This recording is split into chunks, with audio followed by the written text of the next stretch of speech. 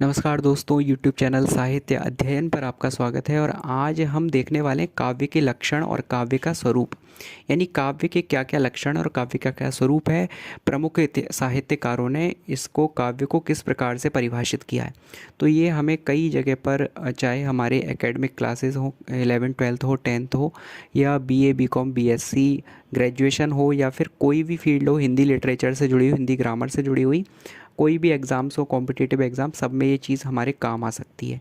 साथ ही साथ ये संस्कृत से रिलेटेड विद्यार्थियों के लिए भी हिंदी में समझने का एक अच्छा अवसर है।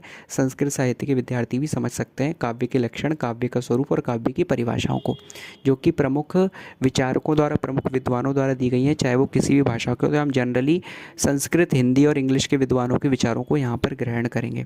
तो ये सभी के समझने योग्य है ये आंसर। तो उत्तर शुरू होता है, काव्य की परिभाषाएँ। संस्कृत साहित्य विश्व का प्राचीनतम साहित्य माना जाता है। संस्कृत के काव्य शास्त्रकारों में भामह, वामन, मम्मट, आचार्य विश्वनाथ और पंडितराज जगन्नाथ आदि प्रमुख हैं। यानी जो संस्कृत का लिटरेचर है वो संपूर्ण दुनिया का सबसे प्राचीन साहित्य माना जाता है।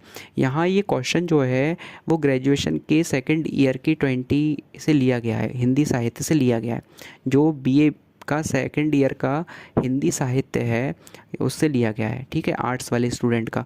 लेकिन ये भले ही हिंदी वालों का लिया गया है, लेकिन यहाँ पे संस्कृत का नाम आ रहा है। संस्कृत का नाम क्यों आ रहा है? क्योंकि संस्कृत साहित्य विश्व का प्राचीनतम साहित्य है। यदि कोई भी साहित्य को समझना चाहता है, हिंदी साहित्य को, तो उसको पहले संस्कृत साहित्य को रीड करना चाहिए। तो संस्कृत साहित्य जो है पूरी दुनिया का सबसे पुराना साहित्य, देखिए लिखा, संस्कृत साहित्य विश्व का प्राचीनतम यानी सबसे पुराना साहित्य माना जाता है। संस्कृत के काव्य शास्त्रकारों में, यानी संस्कृत के जो काव्य शास्त्रकार हैं, जो काव्य शास्त्री हैं, काव्य के बारे में जिन्होंने लिखा है, उनमें भामह, वामन, मम्मट, आचार्य विश्वनाथ और पंडितराज जगन्नाथ आदि प्रमुख हैं। इनके नाम सबसे पहले आते हैं।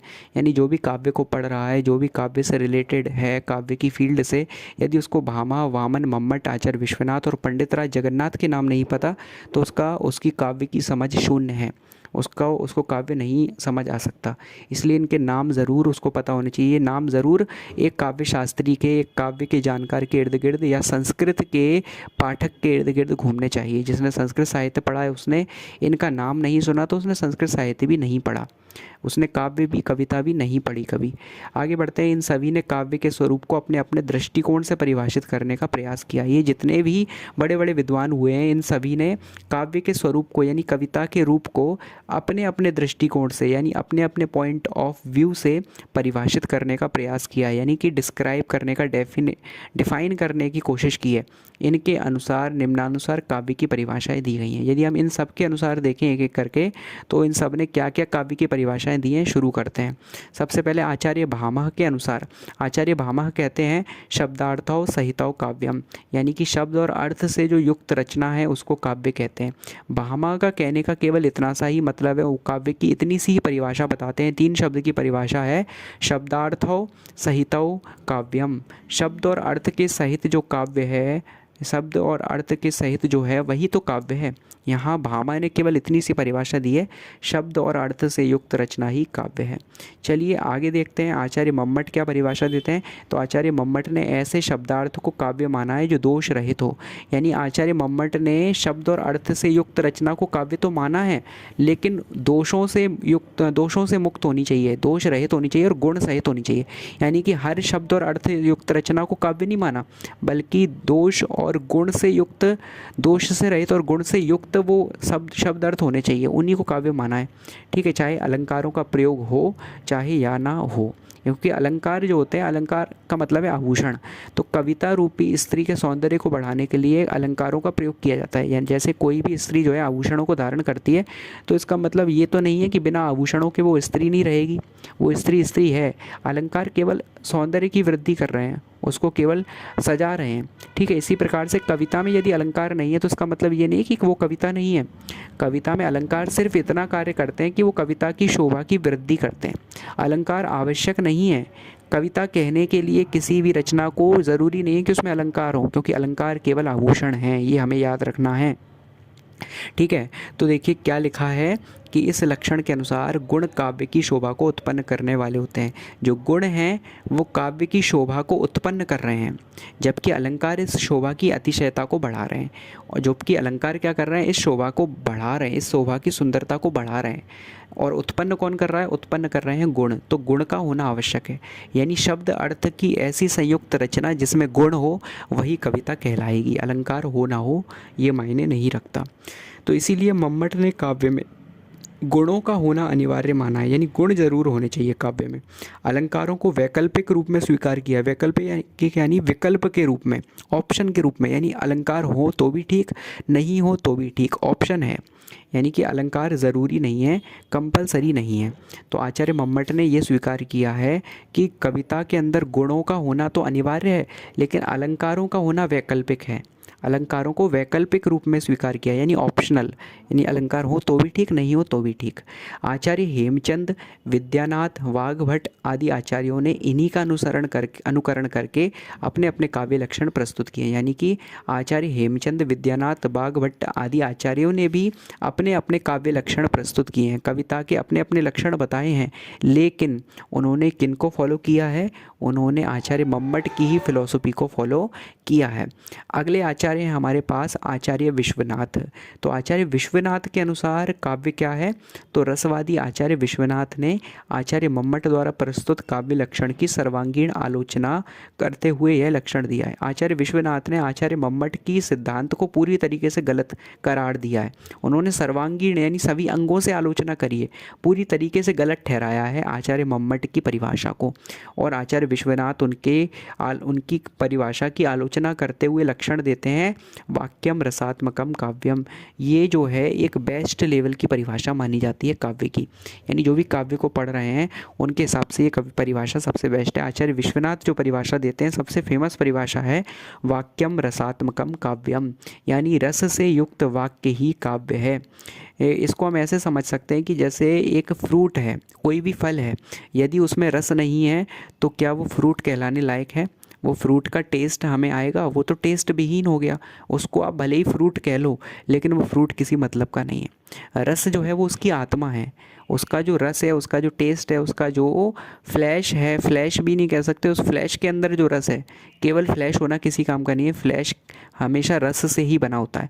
जब किसी भी फ्रूट के फ्लैश में से रस निकाल लिया जाता है तो केवल और केवल त्याज्य सामग्री बन जाता है, फेंकने योग्य बन जाता है। हम फ्रूट वाले के यहाँ पे, जूस वाले के यहाँ पे भी ये चीज़ देख सकते हैं। चाहे वो गन्ना हो, गन्ने में से भी जब जूस निकाला जाता है तो उसके बिना वो जूस निकालने के बाद वो किसी काम का नहीं रहता। ऐसे कोई भी फ्रूट हो, उसके अंदर के जूस को निकालने के बाद वो फ्लैश उसका किसी काम का नहीं रहता। इसलिए आचार्य विश्वनाथ ने कहा है वाक्यम रसात्मकम काव्यम, यानी कि रस से युक्त वाक्य ही काव्य है। वाक्यम रसात्मकम, रसात्मक वाक्य ही काव्य है। तो यहाँ पर देखिए रसात्मक वाक्य को काव्य बोला गया है। वाक्यम रसात्मकम काव्यम, यानी रस से युक्त वाक्य काव्य। दूसरे अर्थों में समझे तो वाक्यम रसात्मकम, यानी कि रस आत्मक, रस ही जिसकी आत्मा है, ऐसा वाक्य काव्य है। यानी कि जो काव्य होता है उसकी आत्मा क्या हो गया? रस। रस जो है उसकी आत्मा है। जिस प्रकार से फल की आत्मा जो है वो रस है, फ्रूट की आत्मा भी रस है, इसी प्रकार से काव्य रूपी फल की आत्मा भी रस है। तो अर्थात रसात्मक वाक्य को काव्य कहते हैं, ये हम समझ सकते हैं। ये सबसे बेस्ट परिभाषा में से एक गिनी जाती है। इस लक्षण में रस शब्द का प्रयोग व्यापक अर्थ में प्रयोग किया जा सकता है। व्याप्त अर्थ में ये बहुत अच्छी परिभाषा समझने योग्य है कि रस से युक्त कविता कोई, जब तक कोई टेस्ट ना आए, जब तक 9 रसों में से कोई रस कविता के अंदर विद्यमान नहीं है, उसको कैसे कविता कहा जाए? जब तक रस नहीं है तब तक उसको कैसे फ्रूट कहा जाए? भामह, दंडी, उद्भट और रुद्रट आदि अलंकारवादी आचार्यों की दृष्टि में भी रस ही काव्य का फल है। काव्य के फल को, काव्य के रिजल्ट को रस ही बताया गया है। किस किस ने बताया? भामह ने, दंडी ने, उद्भट ने, रुद्रट ने। ये सब अलंकारवादी आचार्य हैं, यानी अलंकार को काव्य के लिए ज़रूरी मानते हैं ये लोग। हालांकि मम्मट ने अलंकार को ज़रूरी नहीं माना, विश्वनाथ ने केवल रस को ज़रूरी माना है, लेकिन भामह, दंडी, उद्भट जैसे जो शास्त्रज्ञ हैं, जो काव्य शास्त्री हैं, वो अलंकारवादी हैं, लेकिन उनकी दृष्टि में भी रस ही काव्य का फल है। वो रस को एक्सेप्ट करते हैं।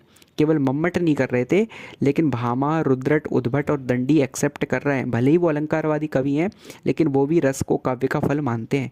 यद्यपि इन आचार्य आचार्यों ने एकमात्र रस को ही स्वीकार करके काव्य के सभी तत्वों को यथार्थ नहीं माना है। यानी काव्य के जितने भी तत्व हैं उनको यथार्थ नहीं माना है, सच नहीं माना है, उन्होंने रस को स्वीकार किया है काव्य के लिए।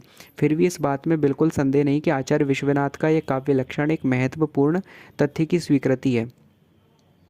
यानी कि आचार्य विश्वनाथ का जो मत है, वाक्यम रसात्मकम काव्यम, यानी कि रसयुक्त वाक्य ही काव्य है, उनका जो काव्य का ये लक्षण है एक महत्वपूर्ण तथ्य की स्वीकृति है।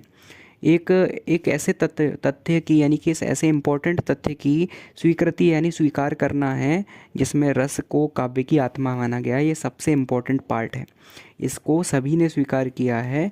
लेकिन भले ही सब ने अलग अलग चीज़ों को स्वीकार किया हो, किसी ने अलंकार को, किसी ने किसी को शब्द को, किसी ने अर्थ को, लेकिन रस को कोई भी नकार नहीं सकता। इस प्रकार से आचार्य विश्वनाथ की जो परिभाषा है वो सबसे बेस्ट परिभाषाओं में से एक मानी जा सकती है। अगला देखिए, अगली परिभाषा जो चौथे नंबर पर वो दी है पंडित राज जगन्नाथ ने। तो पंडित राज जगन्नाथ के अनुसार काव्य का लक्षण निम्नानुसार है।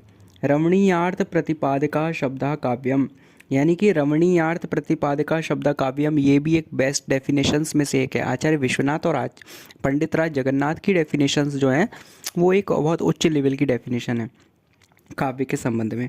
तो यहाँ पर पंडित राज जगन्नाथ क्या कहना चाहते हैं, रमणीय अर्थ के प्रतिपादक शब्द को काव्य कहते हैं। रमणीय यानी सुंदरता, रमण जिसमें मन करने लगे, ऐसे अर्थ के प्रतिपादक शब्द को काव्य कहेंगे। ऐसा अर्थ का जो शब्द प्रतिपादक शब्द है, प्रतिपादित करने वाले शब्द हैं, उनको काव्य कहेंगे जहाँ पर मन रमण करने लगे। तो रमणीय अर्थ से तात्पर्य है कि जिसके ज्ञान से, यानी जिसको पढ़कर, जिसको जानकर अलौकिक आनंद की प्राप्ति हो, यानी एक अलौकिक आनंद मिले। वो आनंद ज़रूरी नहीं है कि सुख ही हो। देखिए, वो सुख यानी कि हैप्पीनेस, सुख हम जिसको बोलते हैं, वो सुख केवल सुख वाला सुख नहीं है, बल्कि वो सुख दुख वाला भी सुख हो सकता है। कविता में 9 रस होते हैं, 9 रस विद्यमान होते हैं और हर एक रस में एक अलग आनंद प्राप्त किया जा सकता है। जिस प्रकार से यदि हम अगर मान लें कि हमने संयोग श्रृंगार को लिया, जहाँ पर दो लोगों का मिलन या दो नायक नायिकाओं का, दो प्रेमियों का मिलन हो रहा है, उस जगह पर जो सुख उत्पन्न हो रहा है उसको हम आनंद बोल सकते हैं। यदि ऐसी कविता को पढ़ते हैं, हम ऐसे सॉन्ग को सुनते हैं जिसमें नायक नायिका का मिलन हो रहा है, तो वहाँ पर संयोग श्रृंगार रस से हमें जो है एक आनंद की अनुभूति होती है, वहाँ पर आनंद है। लेकिन क्या होता है, जिस कंडीशन में नायक नायिका बिछड़ते हैं, वहाँ पर जो दुख की प्राप्ति होती है वो भी एक प्रकार का आनंद है। काव्य को पढ़ने वाला व्यक्ति, काव्य को, कविता को सुनने वाला व्यक्ति वहाँ भी आनंद को ही पाता है।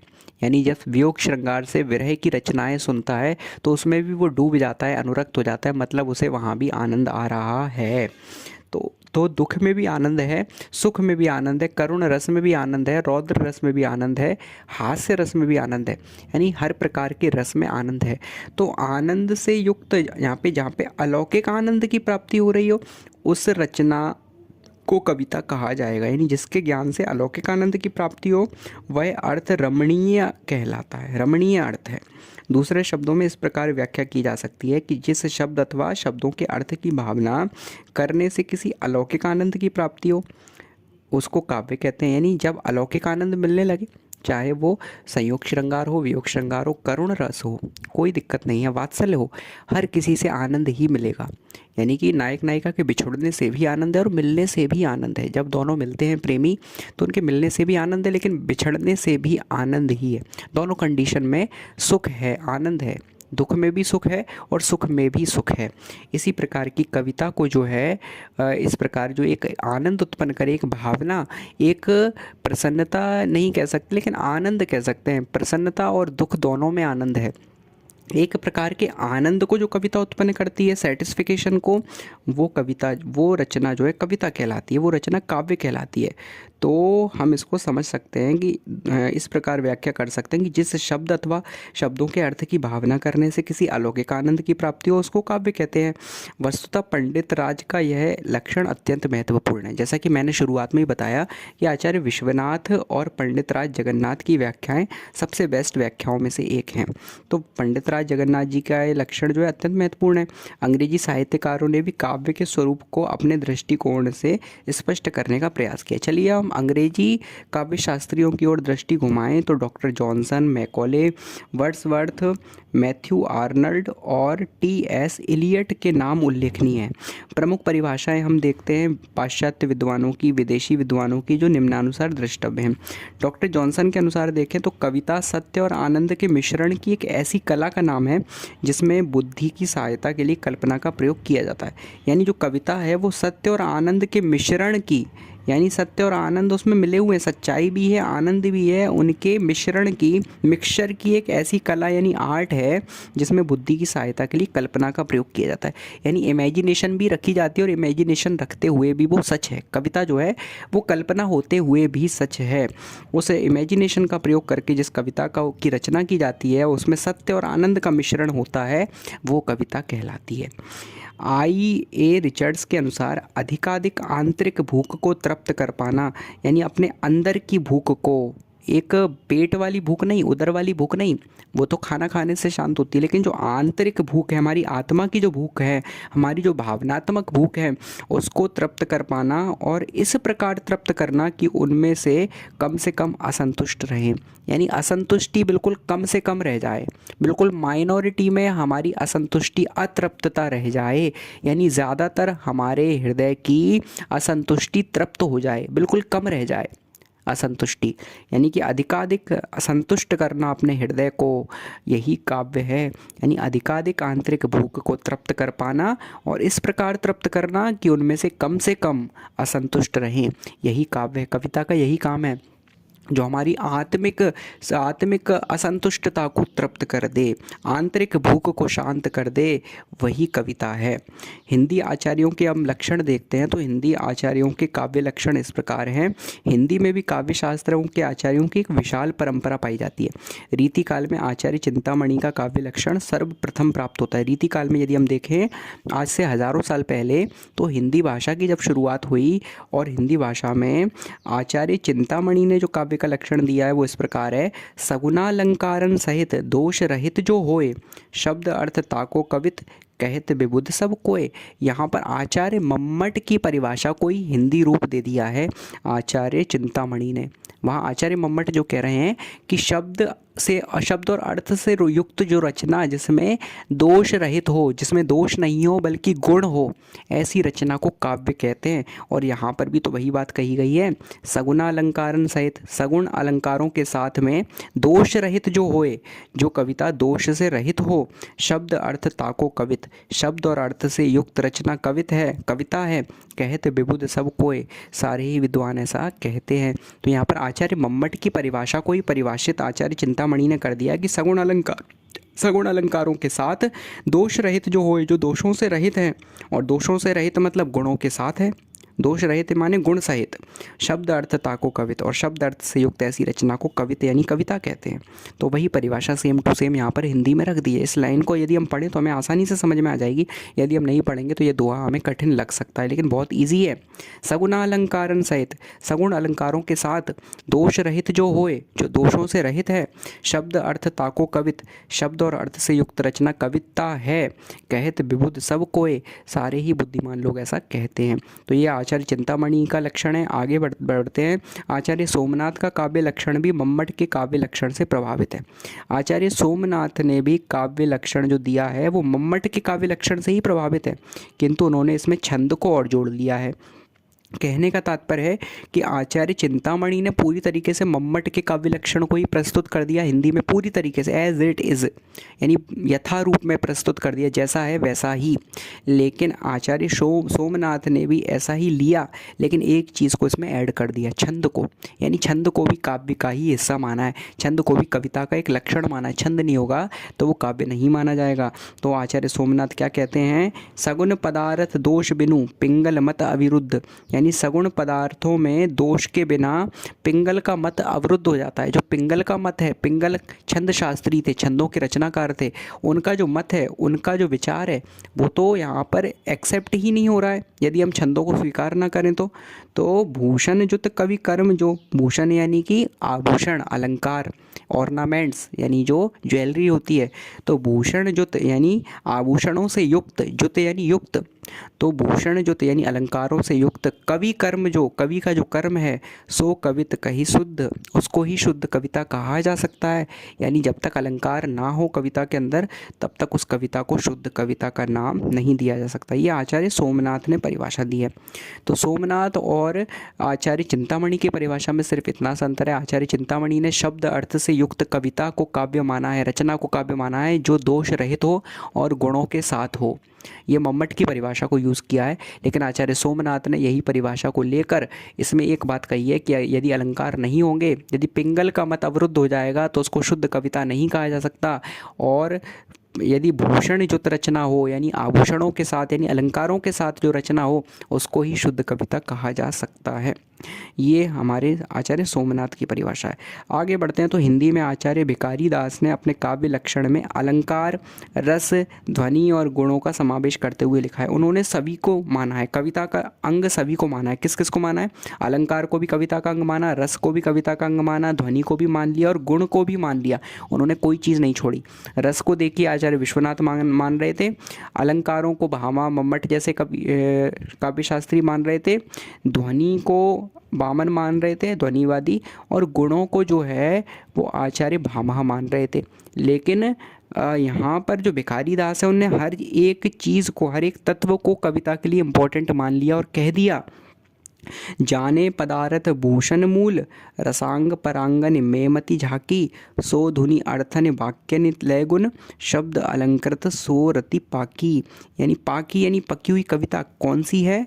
जाने पदार्थ, जिसमें कौन कौन से पदार्थ हो? भूषण मूल अलंकार हो, रसांग रस रूपी अंग हो, रस भी होना चाहिए, परागन में मति झाकी, उसके परांगों में मति झाकी, सो धुनि अर्थनी यानी ध्वनि भी हो, अर्थनी यानी अर्थ भी हो, वाक्यन लय और गुण भी हो, शब्द अलंकृत सो रति पाकी। इस प्रकार से अलंकृत किए हुए शब्द को ही पकी हुई कविता कहा गया है।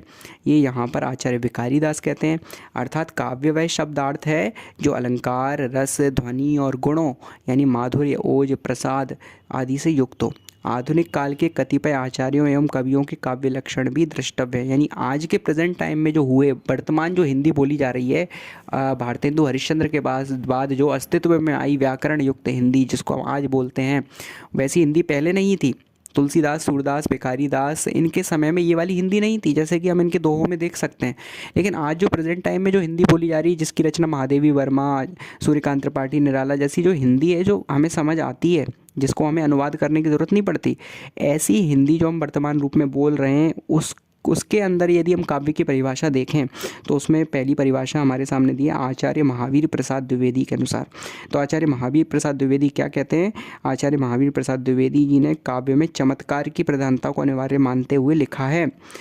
उसमें वो किसकी प्रधानता मान रहे हैं? चमत्कार को प्रधान मान रहे हैं। चमत्कार होना ज़रूरी है। वो कह रहे हैं शिक्षित कवि की पंक्तियों में, उक्तियों में चमत्कार का होना परम आवश्यक है। जो शिक्षित कवि होगा, जो एक एजुकेटेड कवि होगा, यानी कुछ ऐसे कवि भी होते हैं जो एजुकेटेड नहीं है लेकिन वो कविताएं सुना रहे हैं, कविताएं रच रहे हैं, भले उन्होंने पढ़ाई नहीं की, लेकिन जो एक शिक्षित कवि है, जिसने काव्य शास्त्र को पढ़ा है, उसके काव्य में चमत्कार का होना परम आवश्यक है। चमत्कार होना सबसे ज़्यादा ज़रूरी है। यदि कविता में चमत्कार नहीं है, यानी कि कोई जादू, कोई मैजिक नहीं चल जाता जिस कविता के अंदर, एक कविता ऐसी होती है जिसको पढ़ के सुन के मैजिक सा चल जाए पाठक या श्रोता के मन में, यदि चमत्कार उत्पन्न नहीं हो रहा तो कोई विलक्षणता नहीं है, तो उससे आनंद की प्राप्ति नहीं हो सकती। ऐसा महावीर प्रसाद द्विवेदी कहते हैं। आचार्य रामचंद्र शुक्ल के अनुसार जिस प्रकार आत्मा की मुक्तावस्था ज्ञान दशा कहलाती है, यानी जब आत्मा अपनी मुक्तावस्था में होती है तो वो ज्ञान की दशा है। जब व्यक्ति को ज्ञान प्राप्त हो जाता है तो वो मुक्त आत्मा बन जाता है। तो जिस प्रकार आत्मा की मुक्त अवस्था ज्ञान दशा कहलाती है, उसी प्रकार हृदय की जो मुक्त अवस्था होती है वो रस दशा कहलाती है। यानी जो आत्मा मुक्त अवस्था में है वो ज्ञान की दशा है, और हृदय जब मुक्त अवस्था में वो रस की दशा है। जब हृदय मुक्त हो जाए, दिल आज़ाद हो जाए, तो क्या होता है? वो रस में डूबा हुआ है, तब उसको आज़ाद दिल कहा जा सकता है। तो हृदय की इसी मुक्ति की साधना के लिए मनुष्य की वाणी जो शब्द विधान करती आई है, यानी शब्दों का जो विधान करती आई है, जोड़ तोड़ करती आई है, शब्दों को रचती आई है, किसके लिए? हृदय की मुक्ति की साधना के लिए, उसे कविता कहते हैं। इसी को कविता कहते हैं जो हृदय को रस में सराबोर कर दे। अगला है महाकवि जयशंकर प्रसाद के अनुसार क्या परिभाषा है? तो काव्य आत्मा की संकल्पात्मक अनुभूति है जिसका संबंध विश्लेषण, विकल्प या विज्ञान से नहीं है। यानी विकल्प और विज्ञान से उसको ना समझिए, बल्कि उसको एक आत्मा की संकल्पात्मक अनुभूति समझिए। आत्मा का संकल्प, उसकी अनुभूति, उसकी भावनाएं ही तो कविताएं हैं, उसको विज्ञान तक नहीं ले जाइए। चलिए आगे क्या है कि कौन दे रहा है? जयशंकर प्रसाद की हमने परिभाषा देख ली। तो उपर्युक्त काव्य परिभाषाओं का समन्वयात्मक सार तत्व यही है कि अर्थोपस्कृत शब्द ही काव्यत्व के अधिकारी, यानी अर्थ से युक्त शब्द ज़रूर होने चाहिए कविता में, वो ही काव्यत्व के अधिकारी हैं, केवल शब्द नहीं, क्योंकि अर्थ विहीन शब्द का कोई महत्व नहीं होता। अर्थ से विहीन शब्दों का कोई महत्व नहीं। हम किसी भी शब्द को कहीं भी डाल दें कविता में तो वो कविता नहीं कहलाएगी, भले ही तुकबंदी मिल रही है, कुछ भी मिल रहा है, लेकिन अगर यदि मीनिंगलेस हो रही है पोएम, कोई भी शब्द कहीं भी डाला हुआ है और भले ही तुकबंदी मिला लो, कुछ भी कर लो, लेकिन वो कविता नहीं कहलाएगी। ठीक है, तो शब्द और अर्थ का संबंध जल और उसमें उठने वाली तरंग के समान अटूट और अविच्छिन्न है। शब्द और अर्थ का जो संबंध होता है वो जल और जल में उठने वाली तरंग के समान अविच्छिन्न है, अटूट है। ठीक है, अतः शब्दार्थ युगल को ही काव्य मानना उचित प्रतीत होता है। यानी शब्द और अर्थ की जोड़ी को, शब्दार्थ युगल यानी शब्द और अर्थ की जोड़ी को ही काव्य मानना उचित लगता है। ये हो गई काव्य की परिभाषाएं, यानी काव्य के स्वरूप। अब काव्य के हम लक्षण देखते हैं। तो काव्य के 3 लक्षण माने गए हैं। पहला लक्षण है स्थायित्व, दूसरा व्यक्तित्व का प्रतिफलन, तीसरा है रागात्मकता। तो पहला हम देखते हैं स्थायित्व। स्थायित्व यानी स्टेबिलिटी, स्टेबल रहना, स्थिर रहना। तो साहित्य की प्रत्येक रचना का अपना स्थायी महत्व होता है। इस स्थायित्व का मूल कारण यानी कि रीज़न है कि इसमें रचयिता यानी जो राइटर है, जो क्रिएटर है, उसके व्यक्तित्व का प्रभाव मिश्रित होता है। यानी कि आप हर एक कवि की रचना में उसका पर्सनल व्यक्तित्व झलकता हुआ देख सकते हैं। यदि हम कुमार विश्वास की रचनाएं पढ़ते हैं तो कुमार विश्वास की रचनाओं में हमें सुन के ही पता चलता है कि ये कुमार विश्वास ने लिखी है। उनकी रचनाओं में उनका पर्सनल व्यक्तित्व झलकता है। मनोज मुंतशिर की रचनाएं जब हम सुनते हैं तो हमें उनकी रचनाओं में मनोज मुंतशिर दिखाई पड़ते हैं। ऐसे ही जब हम महादेवी वर्मा की रचनाओं को पढ़ते हैं हमें उनमें महादेवी वर्मा की झलक दिखाई पड़ती है। तुलसीदास को के काव्य को पढ़कर हमें प्रतीत होता है कि इसमें तुलसीदास जी झलक रहे हैं। सूरदास के काव्य को सुनकर हमें पता चलता है कि इसमें सूरदास जी हैं। हमें रचना को देखकर, पढ़कर, सुनकर ही पता चल जाता है कि इसमें इनकी झलक मिली हुई है। अटल बिहारी वाजपेयी जी की रचनाओं को पढ़कर पता चल जाता है कि इसमें अटल बिहारी वाजपेयी जी की झलक है। इस कारण उसी विषय पर दूसरे व्यक्ति की रचना पहली रचना की स्थानापन्न नहीं हो सकती, यानी कि उसकी जगह नहीं ले सकती। ठीक है, कोई दूसरी रचना। तो स्थायित्व यानी कि स्थायित्व का भाव होता है। जैसे राम के चरित्र को लेकर तुलसीदास, केशवदास और मैथिली शरण गुप्त ने महाकाव्यों की रचनाएं की हैं, लेकिन जब तीनों की रचनाओं को पढ़ेंगे तो तीनों की रचनाओं में हमें भिन्नता प्रतीत होगी। तुलसीदास का एक अलग लेवल है, केशवदास का अलग लेवल है, मैथिली शरण गुप्त का अलग लेवल है। लिख तीनों ही लोग राम कथा रहे हैं, लेकिन तीनों लोगों के लिखने के तरीके में भिन्नता है। यही है स्थायित्व। दूसरा है व्यक्तित्व का प्रतिफलन। व्यापक दृष्टि से व्यक्तित्व के किसी अंतर्गत किसी व्यक्ति के जीवन के प्रति दृष्टिकोण, उसकी विचारधारा यानी पॉइंट ऑफ व्यू, उनकी विचारधारा यानी फिलॉसफी, सोचना, उनका ज्ञान यानी कि नॉलेज, उसकी अनुभूतियाँ यानी फीलिंग्स, इमोशंस, पारिवारिक और सामाजिक स्थिति, फैमिलियर और सोशलॉजिक सिचुएशन, उसकी रुचि और उसके व्यवहार आदि को समन्वित रूप में यानी मिक्स रूप में माना जाता है। यही कारण है कि प्रत्येक कवि की रचना यानी हर एक राइटर की रचना यानी पोएट्री अपने आप में विशिष्ट होती है, अपने आप में इम्पॉर्टेंट होती है, खास होती है। चाहे कोई भी राइटर हो, उसकी रचना अपने आप में एक अलग महत्व रखती है। हम कंपैरिजन नहीं कर सकते किन्हीं कवियों का, किन्हीं रचनाकारों का। हर एक कवि की एक अपनी विशिष्ट पहचान है, हर एक कविता की अपनी विशिष्ट पहचान है। वैयक्तिक विशेषताओं के कारण यानी पर्टिकुलर विशेषताओं के कारण इन रचनाओं में अंतर पाया जाता है। हर कवि की रचना अलग अलग है, कंपैरिजन कैसा? इसी अंतर को व्यक्तित्व का प्रतिफलन कहा जाता है। यही एक दूसरा पार्ट है। इस प्रतिफलित व्यक्तित्व के कारण ही काव्य रचनाएं अमर हो जाती हैं। तीसरा देखिए, तीसरा क्या लक्षण है? रागात्मकता। तो काव्य का तीसरा प्रमुख लक्षण उसकी रागात्मकता है। राग होना उसमें उसको गाया जा सके, उसमें एक राग होना चाहिए कविता में। काव्य में विविध भावनाओं, फीलिंग्स और अनुभूतियों, एहसासों की मार्मिक अभिव्यंजनाएं होती हैं जो दिल को छू जाती हैं, जो हमारे हृदय को आंदोलित कर देती हैं, हृदय में एक आंदोलन जगा दें, आंदोलन केवल ये नहीं कि आंदोलन करना, बल्कि प्रेम का भी एक आंदोलन होता है जो दिल में जाग जाता है। करुण रस का आंदोलन होता है, हास्य रस का भी आंदोलन होता है, हंसी खुशी का। इस प्रकार काव्य अपनी भावाभिव्यंजक क्षमता के कारण, भाव को व्यंजक करने की, भाव को जगाने की क्षमता के कारण काव्यत्व को प्राप्त कर लेता है। यानी जो भाव को जगा दे वही काव्य है। इस प्रकार उक्त तीनों लक्षणों से युक्त होने पर ही कोई रचना काव्य कहलाती है। ये काव्य के 3 लक्षण हैं। अभी हमने परिभाषाओं में काव्य के स्वरूप को जाना और ये 3 लक्षण हैं, तो स्वरूप और लक्षण यहाँ पर स्पष्ट हो जाते हैं। इस प्रकार ये आंसर यहाँ पर कंप्लीट हो जाता है। आप नीचे का भी इसका बचा हुआ है सब पढ़ सकते हैं, और हिंदी साहित्य के और आंसर्स को देखने के लिए चैनल से जुड़े रहें।